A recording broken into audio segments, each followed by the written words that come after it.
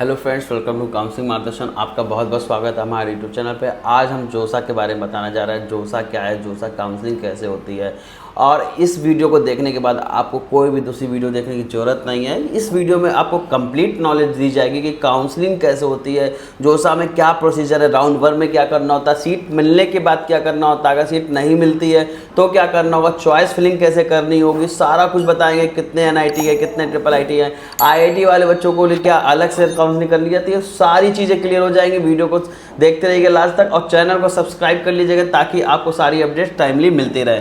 तो चलिए डिस्कस करते हैं। तो चलिए डिस्कस करने से पहले हम आपको अपने काउंसलिंग प्रोग्राम के बारे में बता दें। तो जो भी बच्चे हमारे काउंसलिंग प्रोग्राम लेना चाहते हैं वो दिए हुए नंबर पर संपर्क कर सकते हैं और हमसे डायरेक्टली काउंसलिंग प्रोग्राम के लिए एनरोल करा सकते हैं। और डिस्क्रिप्शन में भी सारी डिटेल मिल जाएगी। व्हाट्सएप ग्रुप को भी आप ज्वाइन कर सकते हैं जहाँ पर सारे अपडेट्स मिलते रहते हैं। तो ये वीडियो आपके यूट्यूब में सबसे बेहतरीन वीडियो होने वाली है, तो वीडियो में लास्ट तक बना रहेगा। क्योंकि एक एक स्टेप भी इसका इंपॉर्टेंट है, क्योंकि ये अपने इंडिया की सबसे बड़ी इंजीनियरिंग के लिए काउंसलिंग होती है जहाँ पर आपको एनआईटी, ट्रिपल आईटी और सारे जीएफटाई एक साथ मिलते हैं। तो स्टार्ट करते हैं। व्हाट इज जोसा। जोसा आपकी एक एजेंसी है और जो कि आपकी एडमिशन के लिए प्रोसेस कराती है एंड काउंसलिंग कराती है। सबसे पहले आपको जेई देना है। जेई देने के बाद आप जोसा काउंसलिंग में बैठ सकते हैं। इसका एलिजिबिलिटी क्राइटेरिया क्या है वो भी बताएंगे। क्या एडवांस देने वाले बच्चे यहाँ बैठेंगे कि नहीं, सारी चीज डाउट आपको क्लियर होने वाला है। तो सबसे पहले देखते हैं कि कितने आपके ट्रिपल आईटीज है एंड कितने आपके एनआईटीज है। 23 आपके ट्रिपल आईटीज है और 31 आपके एनआईटीज हैं और एक आपका आईआईटी शिवपुर है, ये भी एनआईटी में काउंट होता है। और टोटल आपके 32 आपके एनआईटी हो जाएंगे। और अगर बात करते हैं आईआईटी की तो 26 आपके आईआईटीज हैं, 38 जीएफटाईज हैं। तो इतने आपके कॉलेज हैं जिसमें आपकी सीट भी डिस्कस कर लेते हैं कि ताकि आपको एक आइडिया मिल जाए किस रैंक तक आपको कॉलेजेस मिल सकते हैं। अननेसेसरी कोई भी काउंसलिंग करने में आपके पैसे भी वेस्ट होते हैं और आपके एफर्ट भी जाते हैं। जोसा लेकिन एक ऐसी काउंसलिंग है जिसमें आपका कोई भी रजिस्ट्रेशन फीस नहीं पड़ती है, तो सभी बच्चे इसको काउंसलिंग में पार्टिसिपेट कर सकते हैं। 12th में आपकी एलिजिबिलिटी लगाई गई है। अगर 12th में आप एलिजिबिलिटी फुलफिल करते हैं, जेई में आपका कोई भी स्कोर हो, काउंसलिंग में आप बैठ सकते हैं। तो हम सबसे पहले देख लेते हैं ऑफिशियल वेबसाइट। अगर ये डेटा देखना चाहते हैं तो www.josa.nic.in पे जाएंगे, वहाँ पर सारी डिटेल्स आपको मिल जाएंगी। और अगर हम बात करते हैं कब स्टार्ट होगी, तो फर्स्ट ये डेट क्लियर कर दी गई है। 3 जून शाम 5 बजे से जोसा की काउंसलिंग स्टार्ट आज हो जाएगी, क्योंकि 2 जून को आपका जेई एडवांस का रिजल्ट आ रहा है। जैसे रिजल्ट आता है उसके आपके नेक्स्ट डे से काउंसलिंग स्टार्ट हो जाती है। सीट मैट्रिक्स देख लेते हैं। आईआईटी में कितनी सीट्स हैं। आईआईटी में आपकी 17,385 सीट्स हैं। और अगर हम बात करते हैं एनआईटी मैट्रिक्स की, एनआईटी में आपकी 23,954 सीट्स अवेलेबल है। ट्रिपल आईटी में सीट मैट्रिक्स की अगर हम बात करते हैं तो आप देख सकते हैं 7,746 सीट्स यहाँ पर अवेलेबल है। और जीएफटाई सीट मैट्रिक्स की बात करेंगे तो 8,067 सीट्स यहाँ पर अवेलेबल। टोटल जो आपकी सीट्स है वो आप देख सकते हैं 57,152 सीट्स अवेलेबल है। फरवरी में जो बजट आया था मैं आपकी आईआईटीज में 6,500 सीट बढ़ाई गई थी। अब देखना होगा सीट मैट्रिक्स में यहाँ पर इसको इंक्लूड किया गया है कि नहीं किया गया है, वो आगे देखने वाला टाइम होगा। फिलहाल अगर अभी जो ये सीट्स है ये है। अगर आप बजट वाली बात करें तो उसमें 6,500 सीट अगर आप ऐड कर देंगे तो 63,000 के अप्रॉक्स ये कॉलेज आईआईटी और एनआईटी और ट्रिपल आईटी और जीएफटाई को मिला के सीट्स हो जाएंगी। तो आगे का हम देख लेते हैं हु कैन अप्लाई, कौन अप्लाई कर सकता है, एलिजिबिलिटी क्या है। तो सबसे पहले आपको क्लियर होना चाहिए, 12th ग्रेड आपका पास होना चाहिए और जेई मेंस आपने दिया होना चाहिए। अब 12th ग्रेड में भी यहाँ पर क्राइटेरिया लगाया हुआ है कि जो बच्चे आपके कहते हैं कि कौन कौन इसको अप्लाई कर सकता है, एलिजिबिलिटी क्राइटेरिया क्या है। जैसा कि आपको बताया कि 12th आपका पास होना चाहिए और जेई मेंस आपने दिया होना चाहिए। 12th पास में थोड़ा सा क्राइटेरिया लगाया हुआ है। जिन बच्चों के 12th में 75% है जनरल, ओबीसी और ईडब्ल्यूएस के, उनके लिए आपको 75% मार्क्स का क्राइटेरिया लगाया है। अगर आपके 12th में इतने मार्क्स नहीं है तो आप जोसा काउंसलिंग में नहीं बैठ सकते हैं। अगर आप एसटी, एससी और पीडब्ल्यूडी स्टूडेंट हैं तो आपके 12th में आपके 65% मार्क्स होना कंपलसरी है, अदरवाइज आप जोसा के लिए एलिजिबल नहीं होंगे। तो आगे देख लेते हैं जेई। जेई का क्या क्राइटेरिया है। जेई का कुछ भी हो, आपने बस जेई का एग्जाम दिया होना चाहिए, आप जोसा काउंसलिंग में बैठ सकते हैं। ऐसा नहीं कि पर्टिकुलर कट ऑफ सेट किया जाता है। कट ऑफ वो आपका एडवांस के लिए होता है, मेंस के लिए कोई भी कट ऑफ आपके लिए नहीं होता है। तो सभी बच्चे जिन्होंने जेई का एग्जाम दिया है वो जोसा काउंसलिंग में बैठ सकते हैं अगर 12th में आपके ये क्राइटेरिया फुलफिल हो रहा है। तो सबसे पहले देखते हैं कि क्या होता है, if you have clear category out cut off you have qualified JEE advance. अगर आपने जेई एडवांस का कट ऑफ क्लियर किया है तो आप जेई एडवांस में बैठ सकते हैं और आईआईटी की सीट भी आपकी ओपन होगी जब जोसा में बैठेंगे एडवांस देने के बाद। अगर हम बात करते हैं you have not clear category cut off, और अगर आपने कट ऑफ नहीं क्लियर किया है अपनी कैटेगरी में रहकर तो आप केवल जोसा काउंसिलिंग में एनआईटी, ट्रिपल आईटी और जीएफटाई के लिए बैठ सकते हैं। नेक्स्ट देख सकते हैं हम पिछले लास्ट ईयर के शेड्यूल के अकॉर्डिंग आपको कुछ चीज़ें बताएंगे कि किस तरह से आपको काउंसलिंग करनी है, क्योंकि शेड्यूल जो जारी हो ही जाएगा 3 जून से आपके काउंसलिंग स्टार्ट होने वाली है। तो लास्ट ईयर के शेड्यूल के अकॉर्डिंग हम आपको कुछ चीज़ें बताते हैं, तो उसको देख लेते हैं। जैसा कि जो शेड्यूल आया था तो लास्ट ईयर के शेड्यूल के अकॉर्डिंग हम चीज़ें देख सकते हैं। जैसा कि देख रहे हैं जोसा 2024, तो उसी के अकॉर्डिंग हम चीज़ें देख लेते हैं। शेड्यूल क्या था कि चेंजेस वर्जन जो चेंजेस थे, ये टाइम दे रखा है 27 जून 2024 में ये नोटिस जारी किया था। यहाँ पर ये आपके शेड्यूल से लिखा हुआ है कि indicate the additional details NIT plus round system in round 5 तक काउंसलिंग हुई थी लास्ट ईयर, और इस बार जो काउंसलिंग है वो भी अनुमान है कि 5 राउंड तक होगी। उसके पहले जो 2023 तक काउंसलिंग होती थी वो 6 राउंड तक होती थी, उसके बाद आपके सीसेप 1 प्लस सीसेप 2 होता था। इस बार लास्ट ईयर से काउंसलिंग 5 राउंड में कंडक्ट की जा रही है, तो सभी बच्चे राउंड 5 तक करेंगे। आगे का देख लेते हैं। 24 अप्रैल को आपका नोटिस आया था और यहाँ पर बोर्ड डिक्लेयर्स किया गया था, डिक्लेयर जेई मेंस रिजल्ट, और उसके बाद से काउंसलिंग 9 जून को काउंसलिंग हुई थी, क्योंकि 8 जून को आपका जेई एडवांस का रिजल्ट आया था।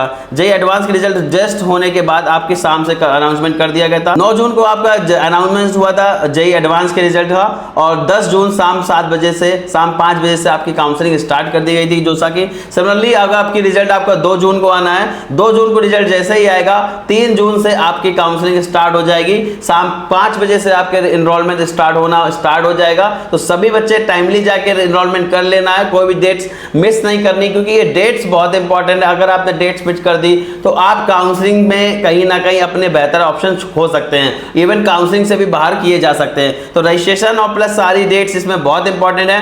तो कहीं ना कहीं अगर आपको कोई जो क्वेरीज है तो जरूर कॉन्टेक्ट कर सकते हैं, दिए हुए नंबर पे आप संपर्क करिए, आपको प्रॉपर सपोर्ट मिलेगा।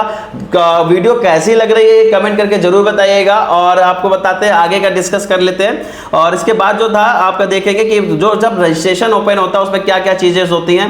तो सबसे पहले आपको स्टार्ट हो जाता है काउंसलिंग के लिए रजिस्ट्रेशन। आपको क्या करना है, प्री पेमेंट का ऑप्शन होता है जोसा सीट एक्सेप्टेंस के लिए, क्योंकि जी हाँ बिल्कुल, अगर आपको पहले राउंड में सीट मिल जाती है, सपोज जैसे एनरोलमेंट स्टार्ट हुआ, आपने एनरोलमेंट कंप्लीट किया, चॉइस फिलिंग की, चॉइस फिलिंग के बाद आपकी प्री पेमेंट का ऑप्शन आता है, प्री पेमेंट कर सकते हैं। प्री पेमेंट आपकी जो सीट एक्सेप्टेंस फीस है उसके लिए होती है।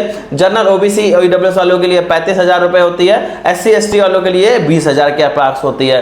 तो ये जो भी बच्चे अपना फंड रेडी करके रखे, क्योंकि टाइम आपको 2 से 3 दिन का मिलने वाला है। अब बात करते हैं पहले राउंड की चॉइस आपने बनाई, चॉइस बहुत इंपॉर्टेंट है। अगर चॉइस आप बेहतरीन बना रहे हैं और कॉलेज का प्रेफरेंस बेटर लग रहा है तो डेफिनेटली आपको एक अच्छा ऑप्शन मिलने वाला है। अब काउंसलिंग कैसे होती है अब ये बता देता हूं कि हायर प्रेफरेंस को सबसे पहले प्रायोरिटी दी जाती है, देन लोअर प्रेफरेंस आती है। आपको चॉइस अपनी इस तरीके से बनानी है कि आपको जो कॉलेज पसंद है सबसे हायर प्रायोरिटी पे, चाहे वो आपको कॉलेज मिल रहा हो या ना मिल रहा हो, देन आपको उसको चॉइस में रखना है। चॉइस पे सही तरीके से करेंगे, हो सकता है कट ऑफ पे वो मिल रहा हो, आपको सही आइडिया ना हो, तो चॉइस अगर खुद से बना रहे, किसी एक्सपर्ट की सलाह नहीं ले रहे तो बहुत ध्यानपूर्वक बनाइए। नेक्स्ट बात करते हैं, अगर आपको पहले में कॉलेज मिल जाता है तो आपको क्या करना है। अगर आपको राउंड 1 में कॉलेज मिल जाता है तो सबसे पहले आपको सीट एक्सेप्टेंस फीस डिपॉजिट करनी है। Then seat acceptance fees deposit करने के बाद आपका फ्रीज, फ्लोट और स्लाइड के ऑप्शंस ओपन हो जाएंगे। फ्रीज, फ्लोट और स्लाइड का ऑप्शन को बता देता हूं। जिन बच्चों को सीट मिल गई है और उन्होंने पैसे जमा कर दिए हैं उनको ये ऑप्शन चूज करना है। अगर आप सेम कॉलेज में ब्रांच अपग्रेड के लिए जाना चाहते हैं तो आपको स्लाइड ऑप्शन चूज करना है। अब आप चाहते हैं कि अपने चॉइस के अकॉर्डिंग आपको हायर प्रेफरेंस मिले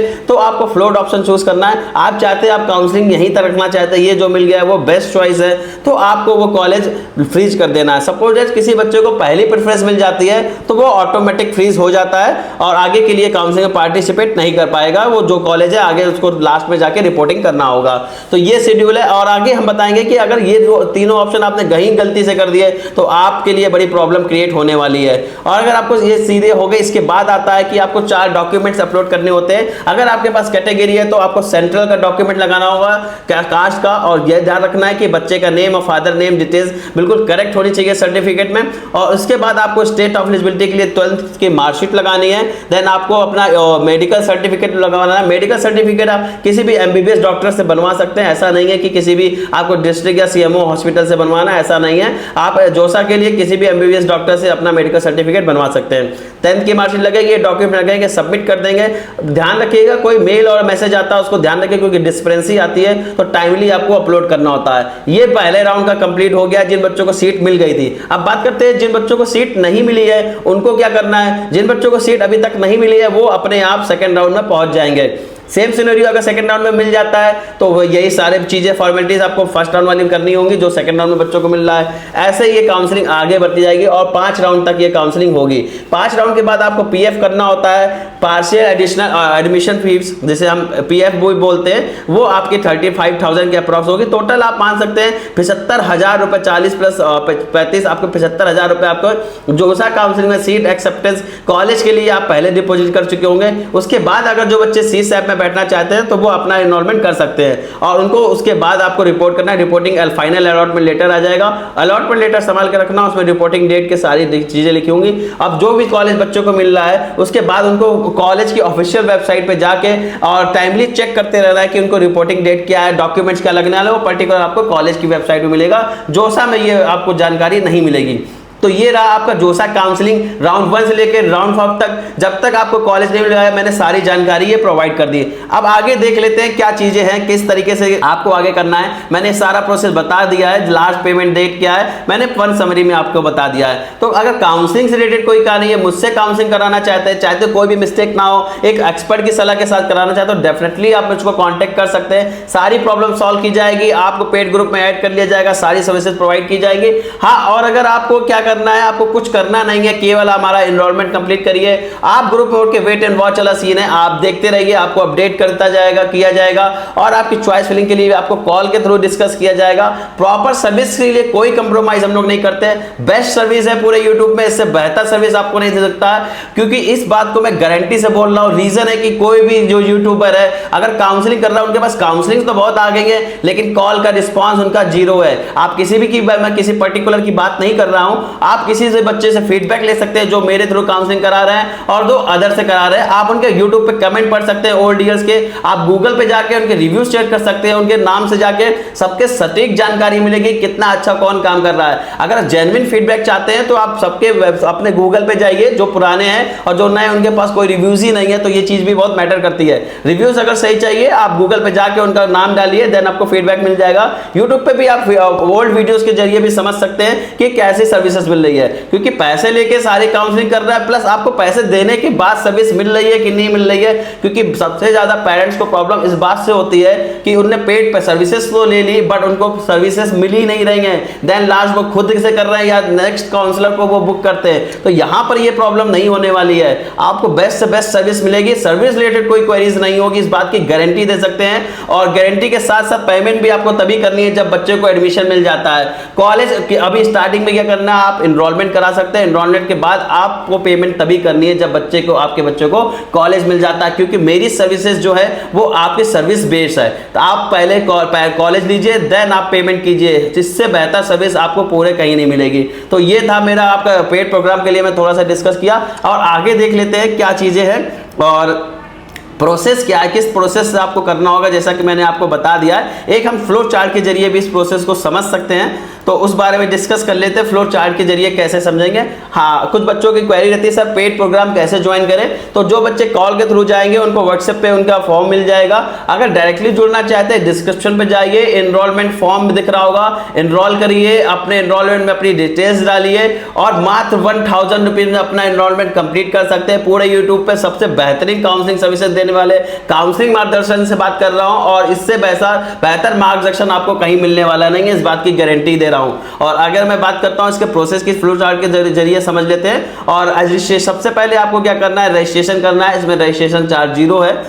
देन रजिस्ट्रेशन के बाद आपको क्या करना है, चॉइस फिलिंग करनी है। ये सबसे इंपॉर्टेंट पार्ट है। और ये रजिस्ट्रेशन, अगर जिस बच्चे ने रजिस्ट्रेशन ही नहीं किया है तो वो सबसे बड़ा बुद्धू या फिर सबसे बड़ा बेकार लड़का क्या होगा, क्योंकि अगर रजिस्ट्रेशन नहीं किया इसका मतलब है आप अवेयर नहीं हो, अपने आप को सीरियस नहीं हो पढ़ाई को लेकर। तो सीरियस होना मस्ट है, कोई भी रजिस्ट्रेशन की डेट मिस नहीं होनी चाहिए, क्योंकि अगर रजिस्ट्रेशन मिस कर दिया, जो बच्चे आईआईटी वाले होंगे तो वो पार्टिसिपेट ही नहीं कर पाएंगे, आईआईटी के ऑप्शन नहीं खुलेंगे रजिस्ट्रेशन के बाद, और सीसैट में आईआईटी पार्टिसिपेट नहीं करता है। तो जितना आपके लिए पढ़ना बेटा इंपॉर्टेंट है, उतना ही इंपॉर्टेंट आपके लिए काउंसलिंग है, क्योंकि काउंसलिंग से जरिए आपको कॉलेज मिलेंगे और जेई का एग्जाम क्लियर करने के बाद ये ऑप्शन ओपन होंगे। तो पहले आपको पढ़ना है, देन रिसर्च करना है कॉलेज को लेके। जो बच्चे जेई एडवांस क्लियर कर चुके हैं, सॉरी जेई एडवांस का कट ऑफ क्लियर कर चुके हैं और जेई की एडवांस की तैयारी कर रहे हैं, तो प्रॉपर वो पढ़ाई कर सकते हैं। जिन बच्चों का जेई क्लियर हो गया है, आगे उनको क्या करना, वो रिसर्च करें और देखें कॉलेज को कैटेगरी वाइज डिवाइड करके कि इस रैंक पे कौन कौन से कॉलेज हैं जो उनको ऑलरेडी मिल रहे हैं। थर्ड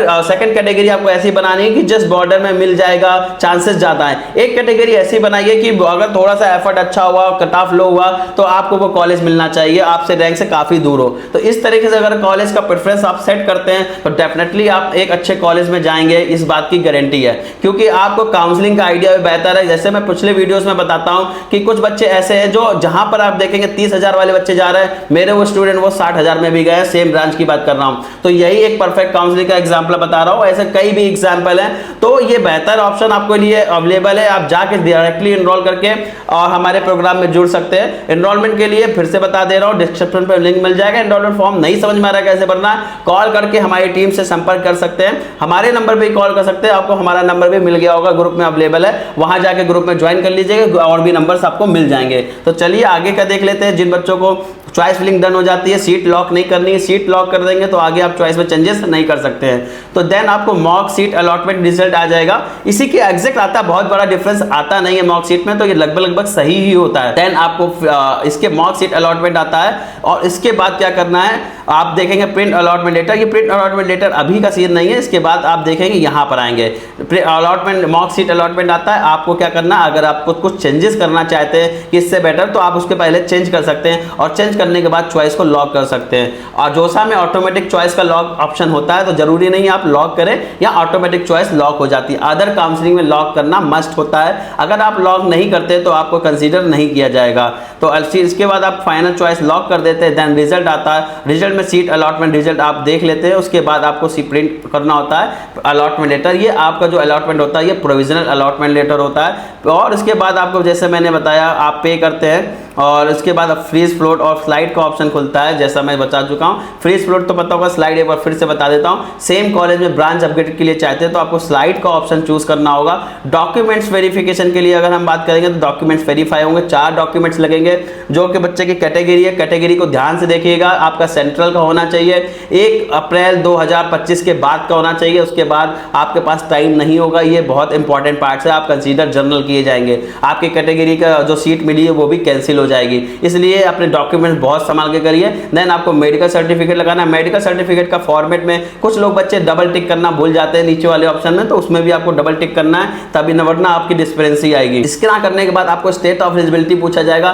स्टेट ऑफ एलिजिबिलिटी में बच्चों थोड़े कंफ्यूज होते हैं। स्टेट ऑफ एलिजिबिलिटी में आपको 12th की मार्कशीट डालनी है और उसको अपलोड करना है, देन आपकी 10th की मार्कशीट लगेगी। ये 4 डॉक्यूमेंट्स हैं जो आपके जोसा काउंसलिंग में लगेंगे और बहुत ज्यादा इंपॉर्टेंट रोल प्ले करने वाले हैं। तो ये सारे डॉक्यूमेंट्स रेडी करके रखिएगा। मेडिकल सर्टिफिकेट का फॉर्मेट नहीं है तो आप ग्रुप में जाके ले सकते हैं, आपको मिल जाएगा। उसके बाद आपको क्या करना है, सीट एक्सेप्टेंस फीस डिपॉजिट करनी है। सीट एक्सेप्टेंस फीस डिपॉजिट करने के बाद आप सिंपली डाउनलोड कर सकते हैं डॉक्यूमेंट्स वेरिफिकेशन लेटर, ये आपको कॉलेज में एडमिशन के टाइम पर लगेगा। तो ये चीज़ का ध्यान रखिएगा, सारे डॉक्यूमेंट बहुत प्रॉपर और फाइल के साथ रेडी होने चाहिए। जो बच्चे हमारे पास हैं उनको कोई टेंशन नहीं लेनी, उनके सारी फाइल रेडी होती है, प्लस उनके फाइल में सारे hard copy plus soft copy दोनों चीज़ें मेंशन होती है। तो प्रॉपर सिंप्लीफिकेशन हम लोग करके करते हैं, कोई भी तरीके की कॉम्प्लिकेशंस नहीं रखते काउंसलिंग में। हर एक बच्चे को प्रॉपर फाइल के साथ रखते हैं और प्लस मैनेजमेंट से करते हैं, तो बच्चों को कहीं ना कहीं कोई भी इशू नहीं आएगा, इस बात की गारंटी रहती है हम लोग के साथ। जो बच्चे खुद से कर रहे हैं वो अपने हिसाब से मैनेज कर सकते हैं, जैसा बताया है। आपको कोई डॉक्यूमेंट्स खुआने नहीं है, उसका हार्ड कॉपी भी निकलवा के रखनी है।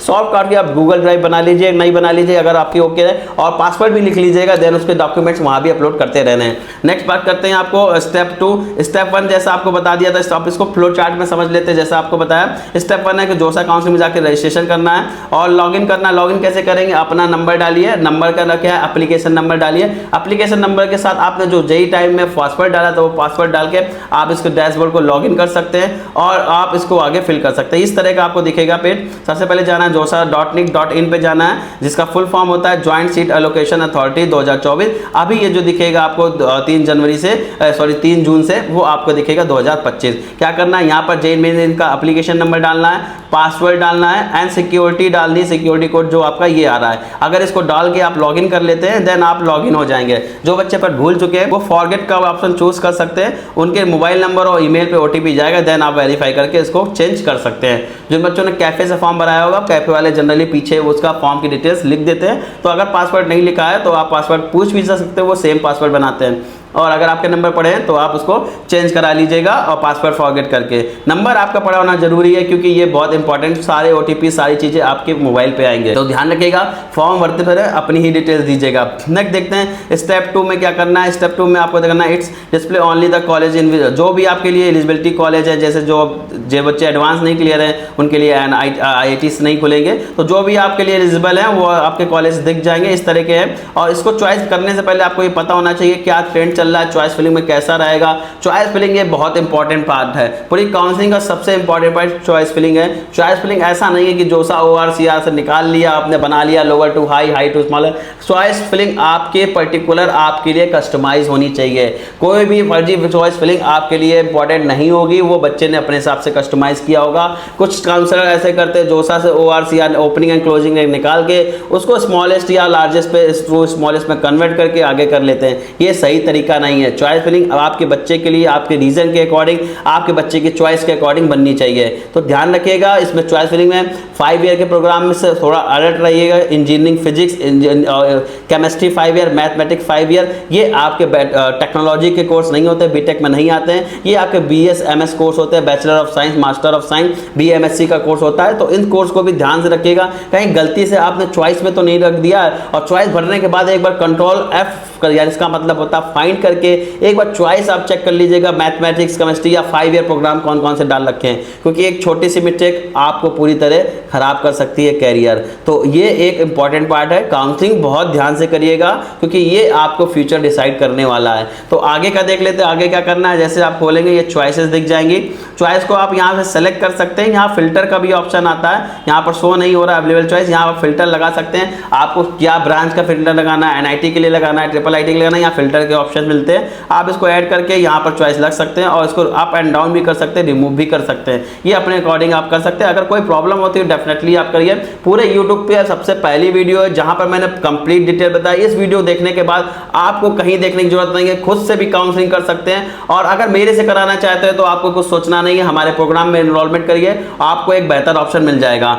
तो हम बात करते हैं, हाँ जो भी एक चीज़ इंपॉर्टेंट है, अगर जो बच्चे ये वीडियो देख रहे हैं उनके कलीग्स हैं जो उनके साथ में जेईई की तैयारी कर रहे हैं या फ्रेंड्स हैं, तो ये वीडियो उनको जरूर शेयर कर दीजिएगा।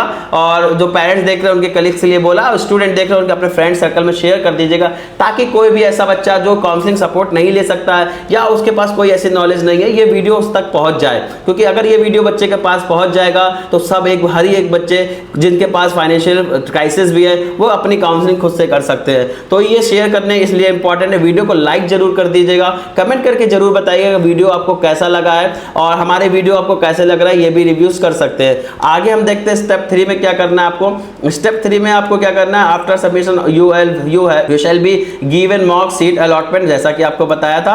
और अगर आप चॉइस में चेंजेस करना चाहते कर सकते हैं। इसके बाद आपको चॉइस लॉक कर देना। चॉइस ऑटोमेटिक भी लॉक होती है जो समय, इस बात को भी ध्यान रखना। Once you lock you can't modify, अगर आपने चॉइस लॉक कर दी है तो आप इसको मॉडिफाई नहीं कर सकते हैं। स्टेप 4 में क्या करना, after submission lock the choice filling sequence before you due date, otherwise system will auto lock, जो समय ऐसा होता है। और अगर हम बात करते हैं स्टेप 5, आपको क्या करना है, आपको वेट करना है 4-5 राउंड तक रिजल्ट आता है। 5 राउंड तक ये जाएगा, सारे राउंड तक ऐसे सारा प्रोसेस चलेगा जिन बच्चों को नए नए राउंड्स में मिलना है। फिर आपको करना, there are total 6 round and cut off very little in first 5। आपको जैसे बताएंगे ये राउंड 6 अब नहीं होता है, राउंड 5 तक ही काउंसलिंग होती है। ज़्यादा जो फ्लक्चुएशन आता है राउंड 5 में होता है, क्योंकि उसके बाद विड्रॉल के ऑप्शन लिमिटेड हो जाते हैं। तो राउंड 5 तक आपको फ्लक्चुएशन देखने को मिलते रहेंगे। तो लास्ट राउंड तक जाइए 5 तक, 6 राउंड आप होता नहीं है। इसके बाद आप क्या होता है CSEP 1 और CSEP 2 होता है। हाँ जी हाँ, अगर आपने जोसा में सीट ले ली है, बच्चों को कन्फ्यूजन होता है, तो जोसा में सीट लेने वाले बच्चे भी CSEP में पार्टिसिपेट कर सकते हैं।